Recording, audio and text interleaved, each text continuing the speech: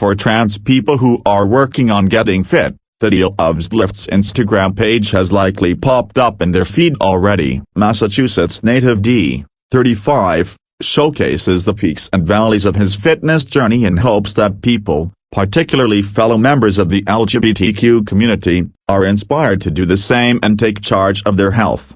The journey for D began back in 2017, a year after he medically transitioned. According to him, that period was a time when he felt then most empowered. At my heaviest that is recorded it could have been more than that. Hey, I was 360 pounds, D tells People. Before I transitioned, I was kind of just existing. I wasn't really living my life. I was just going through the motions, he recalls. I didn't really know what I wanted to do with my life. And then when I started medically transitioning, when I started testosterone, I started to realize, oh, my life can be what I want.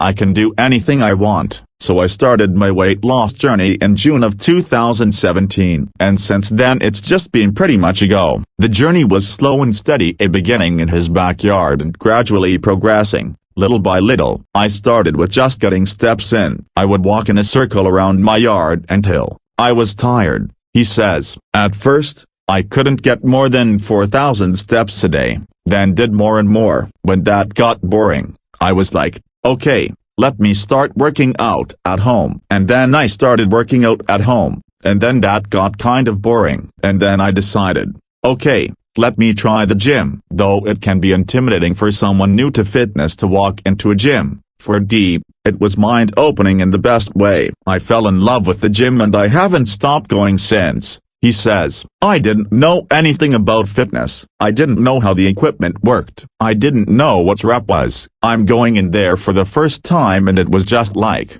okay, tunnel vision. I made my plan. I was going to stick to it. D also quickly realized no one was concerned with what he was doing, a contrast to the stereotypical gym bro whose judgment some workout novices might fear.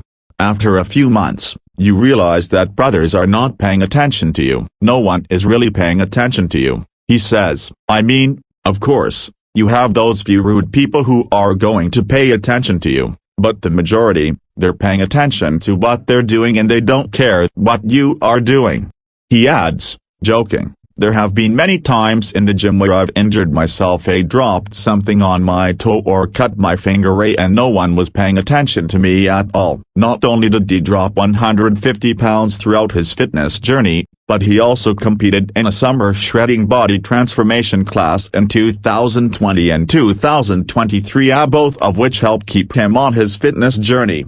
I don't know what really made me want to do it, but Christian Guzman, he owns Alphala, was the only one who was putting on transformation class shows in 2020, he explains. Normal bodybuilding shows have classic physique wellness, but transformation is where you can show how much weight you've lost on stage. It doesn't really matter the aesthetics of bodybuilding. So seeing that transformation class and seeing people step on stage with loose skin and everything, I was like, wow, I really want to do that. And as he documented his own progress on his Deal of Lifts page, he made it a point to not just show the highs, but to also be candid and share the not-so-great moments. Since his last show, D reveals he's gained some of his weight back. However, he maintains his glass-half-full approach and gives himself grace and props for the fact that he's been able to stay 100 pounds under his starting weight over the past 7 years.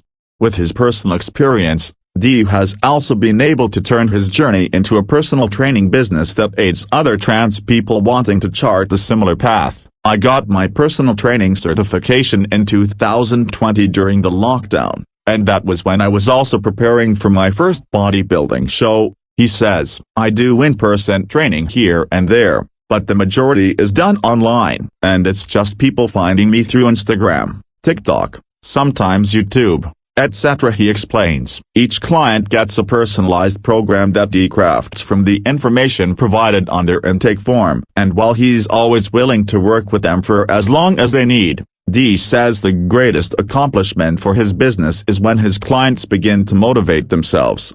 It's great when clients leave me and then they come back a few months later and they're like, D, I'm still making progress even though we're not working together anymore. What you taught me, I'm taking with me and I don't need you anymore.